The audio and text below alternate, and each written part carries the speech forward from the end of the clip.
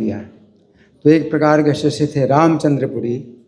तो रामचंद्रपुरी जब माधवेंद्रपुरी श्री कृष्ण के विरह का अनुभव कर रहे थे, तो उस समय रामचंद्रपुरी ने माधवेंद्रपुरी की आलोचना की। उन्होंने कहा कि आप जो है स्वयं ही ब्रह्म है, जो मथुरा है, तो ये जो है आपका हृदय है और आप स्वयं ब्रह्म है, इसमें निवास करते हैं, तो आप विरह किसका अनुभव कर रहे हैं।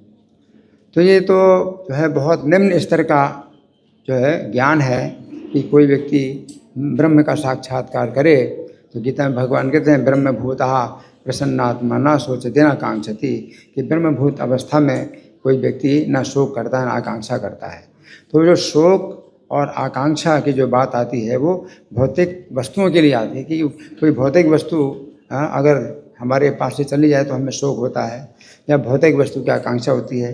तो भगवान तो गीता में उसकी बात कर रहे हैं, भौतिक वस्तु की आकांक्षा वो नहीं करता, भौतिक वस्तु का शोक नहीं करता।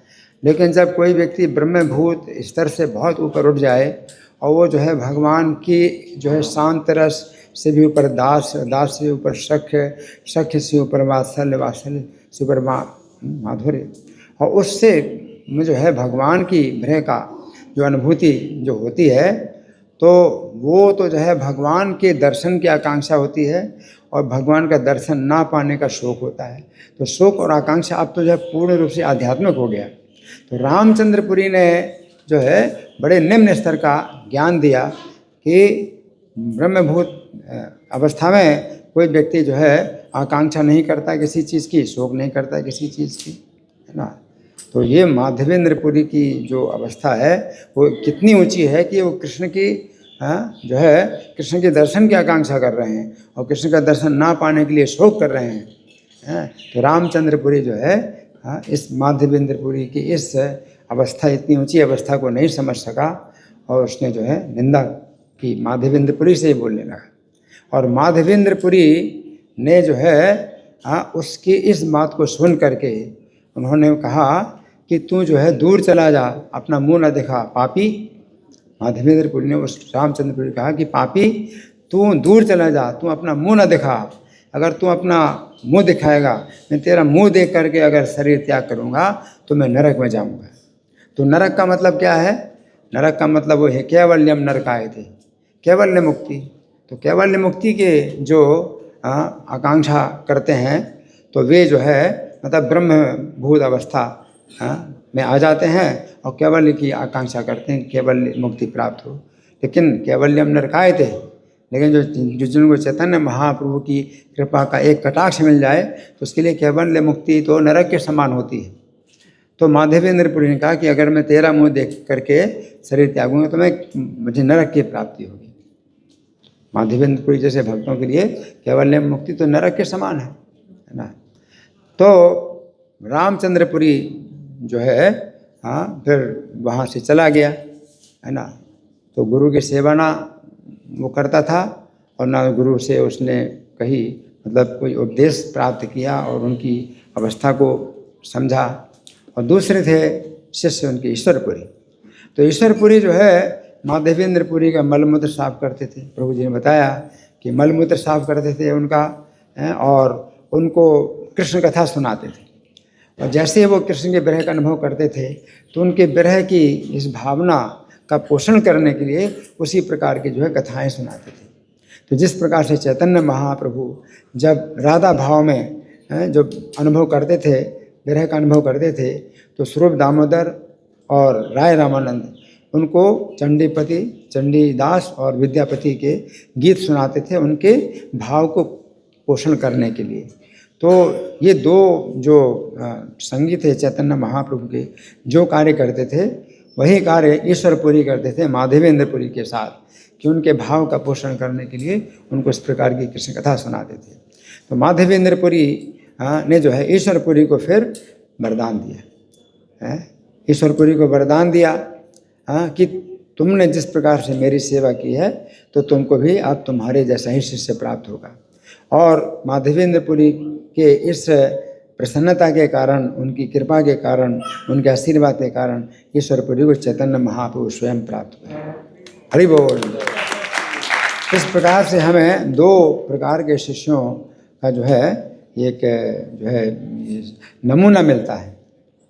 एक शिष्य का नमूना वो बिल्कुल आदर्श है, बिल्कुल उल्टी चाल चलने में आदर्श, सबसे ऊपर रामचंद्रपुरी हैं, और एक जो ईश्वरपुरी हैं जो कि मतलब गुरु की सेवा में मतलब पूर्ण आदर्श है ना। तो दो प्रकार के शिष्य हैं। तो ईश्वरपुरी को जो है माधवेंद्रपुरी की तो इस प्रकार से कृपा प्राप्त हुई।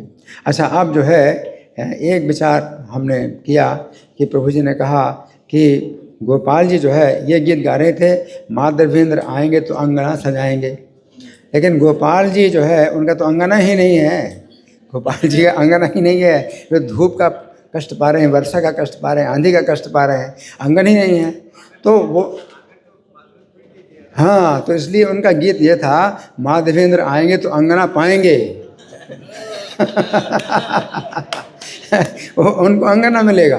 और देखो भगवान इतने जो है भक्त के आश्रित होते हैं और होना चाहते हैं कि वो तो सबको जो है रक्षा करने वाले, सबका पालन करने वाले, लेकिन वो जो है अपनी रक्षा नहीं कर रहे हैं, अपने को जो है अपनी व्यवस्था नहीं कर रहे हैं। माधवेंद्रपुरी जब आएंगे तब जो है मेरी रक्षा होगी धूप से, वर्षा से और आंधी से।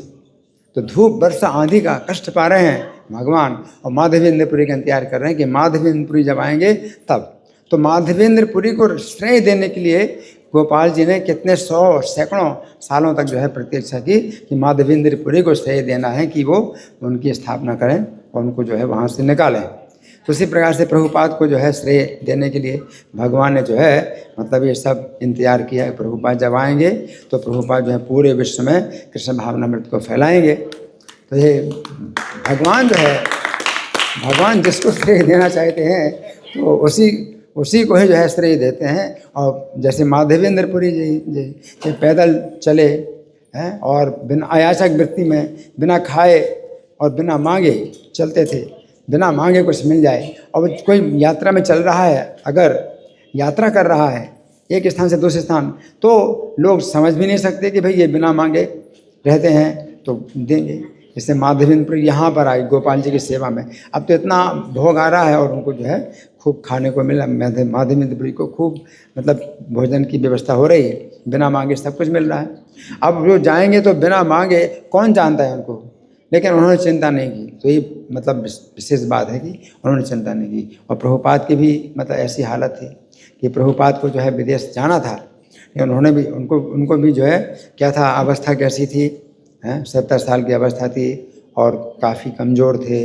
उनके पास में कोई व्यक्ति सहायक नहीं था, उनके पास धन संपत्ति नहीं थी, लेकिन तो भी जो है वो चल पड़े, अमेरिका गए। बिना पैसे के 40 रुपए क्या होते हैं, कुछ नहीं होते, और अमेरिका गए प्रभुपाद। तो मतलब कितना बड़ा साहस। तो माधवेंद्रपुरी का जैसा साहस ऐसा है प्रभुपाद का साहस। हरे कृष्ण। श्रीपाद माधवेंद्रपुरी तिरुभाव तिथि महामहोत्सव की, श्रील प्रभुपाद की जय।